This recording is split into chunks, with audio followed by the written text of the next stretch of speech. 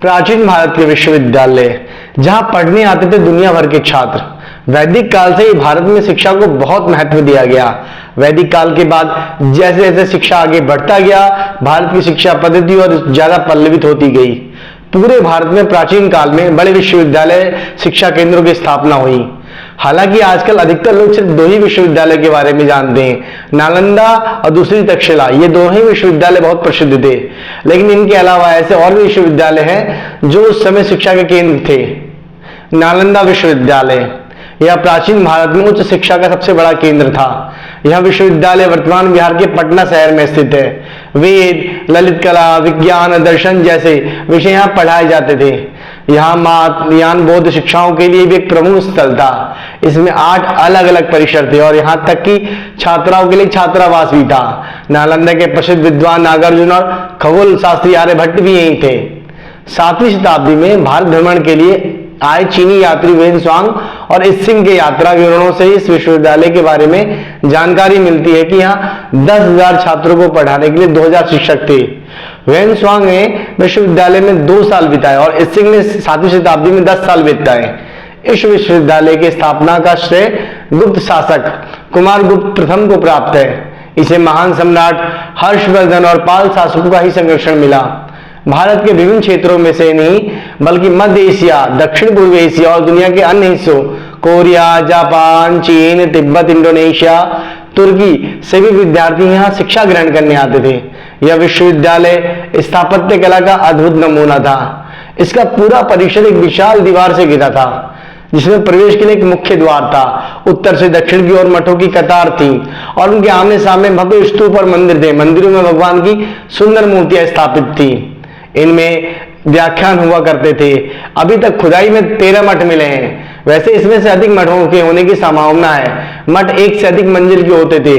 कमरे में सोने के लिए पत्थर की चौकी होती थी और दीपक, पुस्तक आदि रखने के लिए खास जगह बनाई होती थी। हर मठ के आंगन में एक कुआं बना होता था।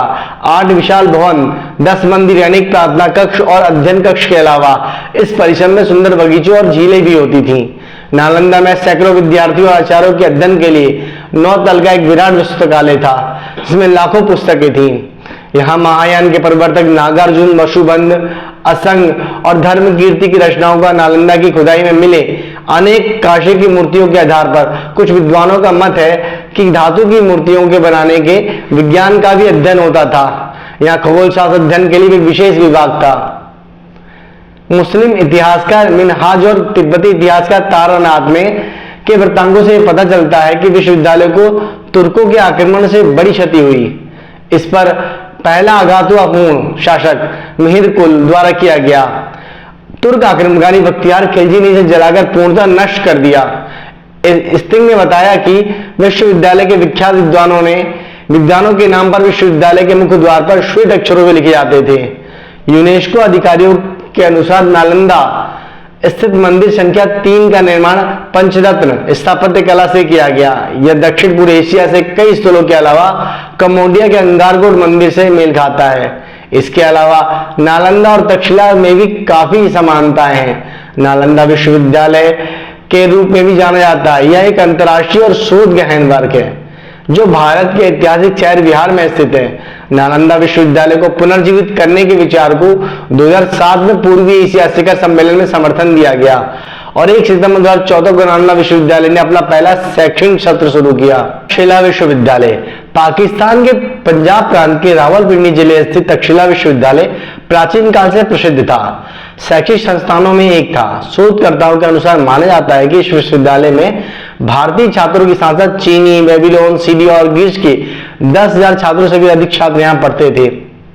2री और 3री शताब्दी ईसा पूर्व तक मौर्य साम्राज्य और यूनानी शासक इंडो ग्रीस के तहत ज्ञान के केंद्र के रूप में तक्षशिला विश्वविद्यालय की भूमिका जारी रही। लेकिन 5वीं शताब्दी ईस्वी में तोरमाण के विनाश ने विश्वविद्यालय की गतिविधियों पर विराम लगा दिया। तक्षशिला विश्वविद्यालय विशेष रूप से विज्ञान, चिकित्सा और कलाओं के लिए प्रसिद्ध था, लेकिन यहाँ तक कि तीरंदाजी और ज्योतिष जैसे विषयों के अध्ययन के लिए भारत के विभिन्न हिस्सों से छात्र यहाँ पढ़ने आते थे। वहाँ का अनुशासन बहुत कठोर था। तक्षशिला राजनीति और शस्त्रविद्या की शिक्षा का विश्व स्तरीय केंद्र था। वहाँ के एक शास्त्र विद्यालय में विभिन्न राज्यों के 103 राजकुमार पढ़ते थे। वेतनभोगी शिक्षक यहाँ नहीं थे और ना ही कोई निर्दिष्ट पाठ्यक्रम था। आजकल की पाठ्यक्रम की अवधि भी निर्धारित नहीं थी, ना कोई विशिष्ट प्रमाण पत्र, ना उपाधि मिलती थी। शिष्य की योग्यता और रुचि कर देखकर आचार्य उनके लिए अध्ययन की अवधि स्वयं निश्चित करते थे, परंतु कहीं कहीं कुछ पाठ्यक्रम निश्चित भी था। चिकित्सा के कुछ पाठ्यक्रम 7 वर्ष के थे और पढ़ाई पूरी होने के बाद प्रत्येक छात्र को 6 माह का शोध कार्य प्रस्तुत करना पड़ता था। अनेक शोधों से यह अनुमान लगाया जाता था कि 12 वर्ष तक अध्ययन के पश्चात शिक्षा मिलती थी। ईसा पूर्व जब संसार में चिकित्सा शास्त्र की परंपरा भी नहीं थी, तब तक शिला में आयुर्वेद विज्ञान का सबसे बड़ा केंद्र था। यह साध्य रोगों के आचार्य के आश्रम में रहकर विद्या अध्ययन करते थे। एक आचार्य के पास अनेक विद्यार्थी रहते थे। अध्ययन में क्रियात्मक कार्यों को बहुत महत्व दिया जाता था। छात्रों को देशाटन भी कराया जाता था और शिक्षा पूर्ण होने पर परीक्षा ली जाती थी। तक्षशिला विश्वविद्यालय में स्नातक होना उस समय अत्यंत गौरवपूर्ण माना जाता था। यहाँ धनी व्यक्ति भी पढ़ते थे और निर्धन व्यक्ति भी पढ़ते थे। शिक्षा की व्यवस्था दोनों के लिए ही सामान्य थी। यहाँ पर सुप्रसिद्ध विद्वान, चिंतक, कूटनीतिज्ञ, अर्थशास्त्री चाणक्य ने भी अपनी शिक्षा पूरी यहीं की और उसके बाद यहीं शिक्षण कार्य करने लगे। यहीं उन्होंने अपने अनेक ग्रंथों की रचना की। विश्वविद्यालय की स्थिति ऐसे स्थान पर थी जहां पूर्व पश्चिम से आने वाले मार्ग मिलते थे। 4th शताब्दी ईसा पूर्व में ही इस मार्ग में भारतवर्ष पर विदेशी आक्रमण होने लगे। विदेशी आक्रमणकारियों ने विश्वविद्यालय को काफी क्षति पहुंचाई। अंततः 6ठी शताब्दी में आक्रमणकारियों द्वारा इसको पूरी तरह नष्ट कर दिया गया। ऐसा माना जाता है कि चाणक्य ने इस स्थान पर अर्थशास्त्र की रचना की थी। आयुर्वेद और विधि शास्त्र के इसमें विशेष विद्यालय थे। कौशल राज, प्रसेनजीत, विश्वी, महाली, शल्यक, जीवक और चाणक्य, इसमें अलग अलग छोटे छोटे गुरुकुल होते थे। इन गुरुकुलों में व्यक्तिगत रूप से विभिन्न विषयों के आचार्य विद्यार्थियों को शिक्षा प्रदान करते थे। विक्रमशिला विश्वविद्यालय। विक्रमशिला विश्वविद्यालय की स्थापना पाल वंश के राजा धर्मपाल ने की थी। भारत के वर्तमान नक्शे के अनुसार यह विश्वविद्यालय बिहार के भागलपुर शहर के आसपास रहा होगा। यहाँ 100,000 विद्यार्थियों पर 100 शिक्षक होते थे। यह विश्वविद्यालय तंत्र शास्त्र की पढ़ाई के लिए सबसे महत्वपूर्ण माना जाता था। इस विषय का सबसे महत्वपूर्ण विद्यार्थी अतीसा दीपनकरा था, जो तिब्बत चला गया बाद में। वल्लभी विश्वविद्यालय। वल्लभीपुर भारत के प्राचीन नगरों में से था। यह 5वीं से 8वीं शताब्दी तक मैत्रक वंश की राजधानी रहा। इसके संस्थापक सेनापति भट्टारक थे। 770 ईस्वी के पहले यह नगर भारत में बहुत ही प्रसिद्ध था। यहाँ कई पाठशालाएं और बौद्ध मठ भी थे। वल्लभीपुर या वल्लभी में यहाँ के शासकों के उत्तर गुप्तकालीन अनेक अभिलेख प्राप्त हुए। बुंदेलों के परंपरागत इतिहास से सूचित होता है कि वल्लभीपुर की स्थापना उनके पूर्वज कनक सेन ने की थी, जो श्री रामचंद्र के वंशज लव के वंशज माने जाते थे। इस विश्वविद्यालय के संरक्षक के लिए मैत्रक राजाओं ने बहुत अधिक धन व्यय किया था। 7वीं शताब्दी में नालंदा विश्वविद्यालय की तरह ही प्रसिद्धि प्राप्त थी। इसकी तुलना बिहार के नालंदा विश्वविद्यालय से किया। वेन ने यहाँ 100 विहारों और 6000 वृक्षों का उल्लेख किया है। महात्मा बुद्ध ने भी इस जगह पर भ्रमण किया था। इस सिंह के अनुसार वल्लभी विश्वविद्यालय की पहचान अंतरराष्ट्रीय स्तर पर थी। यहाँ विदेशों से भी छात्र अध्ययन करने आते थे। माना जाता है कि ये जिसका अनुसार राजकोष से किया जाता था, राजा गणेश के अभिलेख से इसकी पुष्टि होती थी। नालंदा से आए हुए यहाँ 2 प्रसिद्ध विद्वान गुणमती और स्त्रीमती को इस विश्वविद्यालय का संस्थापक माना जाता था। उदातपुरी विश्वविद्यालय। उदातपुरी विश्वविद्यालय मगध यानी वर्तमान बिहार में स्थापित किया गया था। 8वीं शताब्दी के अंत में 12वीं शताब्दी तक लगभग 400 सालों तक इसका विकास चरम सीमा पर था। इस विश्वविद्यालय में लगभग 12,000 विद्यार्थी थे। सोमपुरा विश्वविद्यालय। इस विश्वविद्यालय में महाविहार के नाम से पुकारा जाता था। यह भव्य विश्वविद्यालय लगभग 27 एकड़ में फैला हुआ था। पुष्पगिरी विश्वविद्यालय। पुष्पगिरी विश्वविद्यालय वर्तमान भारत के उड़ीसा में स्थित था। इसकी स्थापना 30वीं शताब्दी में कलिंग राजाओं ने की थी। इस विश्वविद्यालय का परिसर 3 पहाड़ों ललितगिरी, रत्नगिरी और उदयगिरी पर फैला था। इस विश्वविद्यालय की स्थापना राजा अशोक ने करवाई थी और ओडिशा में बंगाल और पूर्वोत्तर भारत का प्रमुख गढ़ था। उदयगिरी और ललितगिरी ओडिशा राज्य से 2 बड़े प्रमुख परिसर हैं, जिसे ओडिशा के डायमंड त्रिभुज के रूप में जाना जाता है। पत्थर के कुएं और कई टेराकोटा मंदिरों की मूर्तियां थी। अन्य विश्वविद्यालय। प्राचीन भारत में इन विश्वविद्यालयों के अलावा जितने भी अन्य विश्वविद्यालय थे, उनकी शिक्षा प्रणाली भी इन्हीं विश्वविद्यालयों से प्रभावित थी। दल्ला पश्चिम बंगाल में विश्वविद्यालय। एक कश्मीरी विद्वान शाक्य भद्र, जो नालंदा महाविहार के अंतिम महाधीश थे, जो वर्तमान में बांग्लादेश के उत्तर बंगाल में स्थित है।